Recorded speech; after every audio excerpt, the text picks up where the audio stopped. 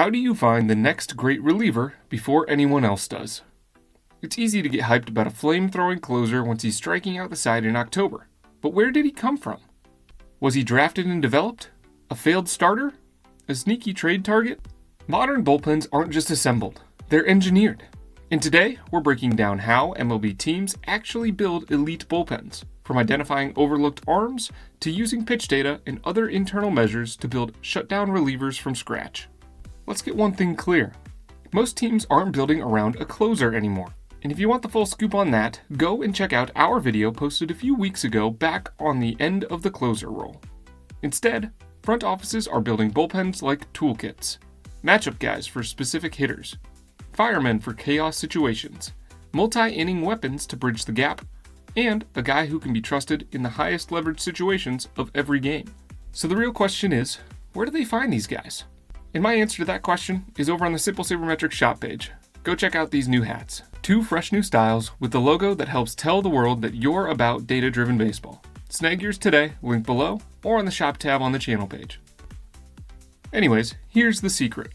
Most elite relievers weren't drafted as relievers. They typically fall into a few buckets. Failed starters who couldn't hold velocity or command across 5+ innings. Late round picks with an elite pitch or two, or those who have a deceptive delivery.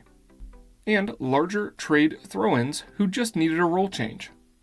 There are a ton of examples of guys who have made it from all sorts of different backgrounds, but you can think of guys like Devin Williams, who wasn't a top prospect, but that changeup became a cheat code. Yennier Cano bounced around before Baltimore unlocked his sinker-slider mix. And Brian Abreu, who developed into a weapon after some rough early outings. So, what are teams looking for now? You can forget ERA or saves. There's so much more information available to teams than ever before. We can know exactly how a college or even high school pitcher's stuff would fare today if you were dropped into a big league game, and that's super powerful. We can see trends of how guys are dominating hitters through the minors with specific pitch types that if they tweak their usage could elevate them into an elite arm. The possibilities are truly endless, and teams are combing through all of this information in order to build the best bullpen that they can. Here's what teams are actually evaluating when building their bullpens. Pitch characteristics. You can think Stuff Plus, which is an overall pitch quality model. You can check out our video on this subject if you're unfamiliar with this stat. But in short, it's a culmination of all the different ingredients that make up a pitch, and it spits out a singular pitch quality score. The ingredients include items like velocity, spin rate, axis and movement profile, and release height and extension. You can think deception. Next, they care about command, but more so in small bursts. And not just your traditional throw strikes command. Instead, can he execute his pitches to optimal locations to avoid hard contact and provoke more whiff or weak contact? Next, they're looking for velocity consistency. Can he hold 96 to 98 miles per hour on back-to-back days or throughout an entire season? Can he throw with this high intent every outing? And something that is a little less technical, but deception or funk. You can think side armors, crossfire guys, and guys hitters just can't pick up. Relievers come in all sorts of variations, and you can take a deep look into each team's bullpen and see if they prefer a mix of all of these different types of hurlers, or if they prefer one quality over another. Analytics have taken over bullpen building, and this is where things get fun for me. Teams use internal pitch models and public metrics like run value per pitch type, whiff percentage and CSW percentage, and location plus and pitching plus. And from that, they build custom bullpens that fit their ballpark, their rotation, and their division rivals. Need to shut down lefty-heavy lineups in your division? Stack your pen with sweepers and funky arm angles. Have a rotation that only gives you 5 innings?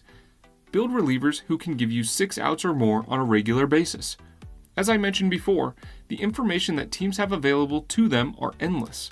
Each team will interpret and value this information slightly differently to try and give their team an edge. When it comes to building an effective bullpen, leveraging team needs, stuff, matchup, and of course, the statistical resume of some of the top-end arms in their club will help guide their decision-making process. It's not uncommon for a starter to move into the bullpen. Once a guy does make the move to the pen, development doesn't stop. It accelerates. This is where pitch design comes in. Teams work on shortening arsenals. You can ditch the 5-pitch mix needed to get through a lineup multiple times and focus on your 2 nastiest pitches. Then you can work on maximizing movement. Add sweep, ride, or drop to make that arsenal even better. And you can begin to target platoon advantage. For guys that might not be the top end of the reliever core, some can get away with designing their best pitches to dominate same-handed hitters, which will overall increase their value and success by putting them in matchups that work for them. Starters become relievers. 92 becomes 97. That average slider becomes elite once it's thrown harder and more consistently. The shorter stints sometimes allows guys' stuff to play up, and so this is why we see teams make this move so frequently. Teams now draft and promote players based on metrics like Stuff Plus and other pitch traits, not just ERA or saves. Same with my experience helping comb through the transfer portal in college baseball. Teams are now looking at Stuff Plus, how each pitch moves and how they could be improved, and their strikeout potential. A high Stuff Plus in one elite pitch, that has a chance to get you drafted. A 1.89 ERA with below average stuff, scouts will want to see more. So, you want to build a bullpen the way teams do? Here's what to look for. 2 to 3 guys with elite Stuff Plus and high whiff rates. 1 funky arm angle specialist.